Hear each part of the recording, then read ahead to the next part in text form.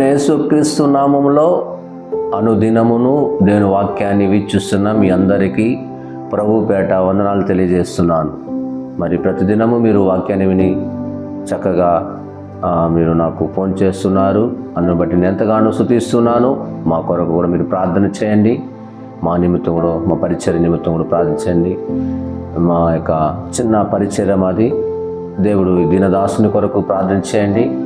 వీటి వీడియో చేయడానికి కూడా కొన్ని వస్తువులు లేవు, కానీ వేరే స్నేహితుడి సహాయంతో ఇది చేస్తున్నాను. ప్రార్థించండి. రాబోయే రోజుల్లో ఇంకా గొప్ప గొప్ప వీడియోలు దేవునికి మహిమకరంగా అన్నీ కూడా ప్రతి ఆదివారం కూడా లైవ్ ఇవ్వాలని మా సంఘం తరపున మీ అందరికీ కూడా ప్రభుపేట వందనాలు తెలియజేస్తున్నాను.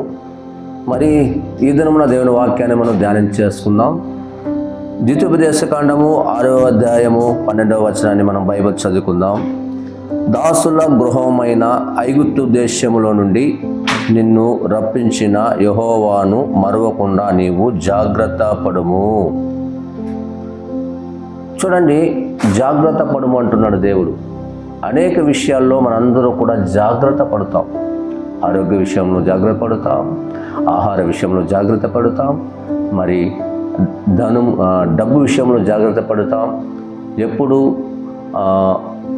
ఉద్యోగ విషయంలో పనిచేసే విషయంలో మనం జాగ్రత్త పడుతాం. కానీ మనము ఇక్కడ దేవుడు తన పరిశుద్ధ గ్రంథంలో చెబుతున్నటువంటి మాట, వేటి విషయంలో జాగ్రత్తగా ఉండాలంటే, దాస్యగృహమైన ఐగుప్తు దేశం నుండి నిన్ను రప్పించిన యెహోవాను మరవకుండా నువ్వు జాగ్రత్త పడము. దాస్యగృహమైనటువంటి ఐగుప్తు దేశంలో తన ప్రజలు, తన బిడ్డలు వెట్టి చాకరీ చేస్తున్నారు, కష్టపడుతున్నారు, రెక్కల ముక్కలు చేసుకొని వారికి ప్రతిఫలం లేదు, ఎంతగానో శ్రమ పడుతున్నారు. వారిని ఆ యొక్క బానిసత్వం నుండి విడిపించేవారు ఎవరు లేదు. తన బిడ్డలు మూలుగుతున్నప్పుడు ఆ కష్టాన్ని చూసి దేవుడు తన ప్రజలు చేస్తున్న, తన బిడ్డలు చేస్తున్న మూలుగును దేవుడు విని, దేవుడు ఆ ప్రజలను దాస్యగృహము నుండి, బానిసత్వం నుండి విడిపించాలి. తన ప్రజలకు క్షేమాన్ని ఇవ్వాలి. తన ప్రజలను స్వేచ్ఛగా బ్రతకాలి. ఆ ప్రజలను పాలు తేనె ప్రవశించే దేశాన్ని ఒక స్వాస్థ్యంగా నా బిడ్డలకు ఇవ్వాలి. వారిని క్షేమంగా తీసుకురావాలి, విడిపించాలని దేవుడు ఆ ప్రజలను చక్కగా విడిపించాడు. మోషే నాయకత్వంగా వహించి మోషే అనేక లక్షల మంది ఆ యొక్క ఐగుప్తు దేశ దాస్య గృహము నుండి దేవుడు వారిని విడిపించాడు. విడిపించినటువంటి వారు అనేక మంది, లక్షల మంది ఉన్నప్పటికీ అనేక మంది స్త్రీలు ఉన్నారు, పురుషులు ఉన్నారు, చిన్నపిల్లలు ఉన్నారు, గర్భశ్రీలు ఉన్నారు, వృద్ధాప్యంలో ఉన్నవారు ఉన్నారు. వారందరినీ కూడా దేవుడు చక్కగా 40 సంవత్సరాలుగా వారి యొక్క యాత్రను, వారి యొక్క ప్రయాణమును దేవుడు చక్కగా వారిని విడిపించుకుంటూ వచ్చాడు. ఎన్నో శోధనలు, ఎన్నో శ్రమలు, ఎన్నో కష్టాలు వాళ్ళకి వస్తున్నప్పటికీ వారికి కొన్ని సందర్భాల్లో ఆహార విషయంలో కావాలన్నప్పుడు దేవుడు ఆహారాన్ని పరలోకము నుండి దేవదూతలు భుజించేట ఆహారాన్ని దేవుడు కుమ్మరించాడు.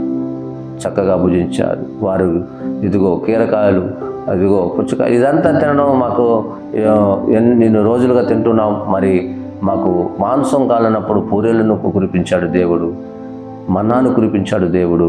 అటు తర్వాత దేవుడు నీళ్లు కావాల్సిన అరణ్య ప్రాంతంలో అనేక లక్షల మందికి నీరు అవసరం కాబట్టి, ప్రజలందరికీ నీరు అవసరం కాబట్టి నీరు బండలో నుంచి నీరును పుట్టించాడు దేవుడు. అనేక మంది సమృద్ధిగా నీరు తాగారు. అనేక అద్భుతాలు 40 సంవత్సరాలుగా తన ప్రజలను కాపాడుకుంటూ వచ్చాడు దేవుడు. కాబట్టి ఇక్కడ ఎంతోమంది చేసినటువంటి మేలును మర్చిపోకూడదని ప్రభువు మాటలు మనకు సెలవిస్తుంది. కాబట్టి నిన్ను రప్పించిన యెహోవాను మరవకుండా నువ్వు జాగ్రత్త పడాలి.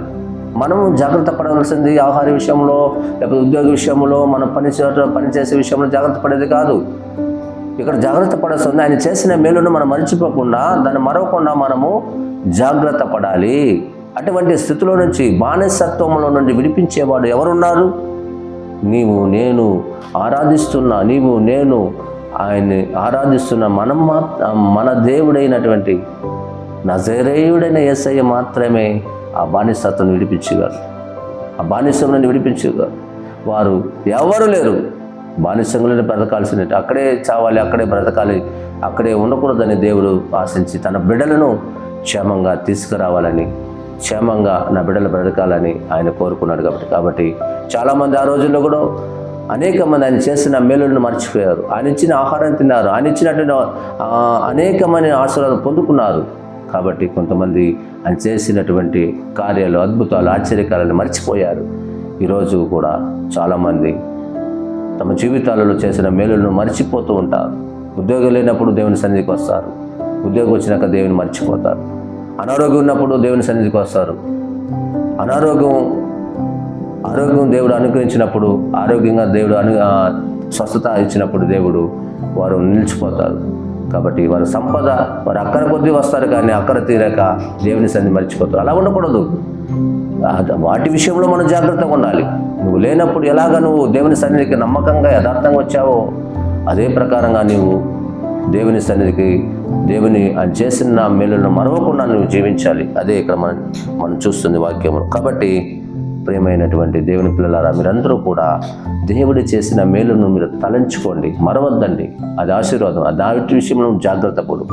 కాబట్టి జాగ్రత్తగా నడవాలని, ఆయన చేసిన మేలుని ఎప్పుడూ మరవకూడదని దాస్యత్వమునండి. ఒకప్పుడు పాపంలో ఉన్నవారు, ఒకప్పుడు సినిమాలు చూసేవారు, ఒకప్పుడు త్రాగుబోతూ, ఒకప్పుడు వ్యభిచారి, ఒకప్పుడు పాపములోనే త్రాగుడు, మద్యానికి బానిస అయిపోయినటువంటి వారందరినీ కూడా ఈరోజు ఎంతోమంది దేవుడు రక్షించలేదా? దేవుని వారికి మంచి భవిష్యత్తునివ్వలేదా? వారి మంచిగా పరిశుద్ధంగా తీర్చలేదా?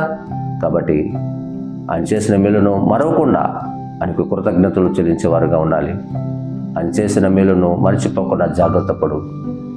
నువ్వు అనేక విషయాల్లో జాగ్రత్త పడుతుంది, కానీ ఆయన చేసిన విషయంలో మరవకుండా నువ్వు జాగ్రత్త పడాలని మనస్ఫూర్తిగా కోరుకుంటూ ముగిస్తున్నాను.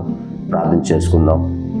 సర్వాధికారి అయిన మా తండ్రి, నీ కృపను బట్టి స్తోత్రులనైనా, మరి ఈ దినము ఈ మాటలు వింటున్నటువంటి నీ బిడ్డలతో మీరు మాట్లాడిన ఈ మాటను ప్రభా, ఈ దినమంతా క్షేమకరంగా వారిని అయ్యా మీరు చేసిన మేలులన్నింటినీ ప్రభా మర్చిపోకుండా జాగ్రత్త పడే విషయంలో నాయన, ఒకవేళ మీరు చేసిన మేలును మర్చిపోయి ఉంటే, మీరు చేసినటువంటి స్వస్థత మర్చిపోయి ఉంటే, మీరు చేసిన అద్భుతాలను, ఆశ్చర్యకాలను మర్చిపోయి ఉంటే, నీ బిడ్డలు మరవకుండా మరొకసారి జ్ఞాపకం చేసుకొని నీ సన్నిధిని, నీ మాటలను, మీ యొక్క విలువైన శ్రేష్టమైన తండ్రి నీ మాటలున్న ప్రభ వింటున్న వారి జీవితాలు ప్రభ ఎన్నడూ మర్చిపోకుండా నా తండ్రి, ఇదిగో ఒకప్పుడు త్రాగుబోతులు మార్చావు, వ్యభిచారులను మార్చావు, దొంగలు మార్చావు, అనేక మంది పాపములను జీవిస్తున్న వారిని నీతిమంతులుగా తీర్చింది మీరు నాయన.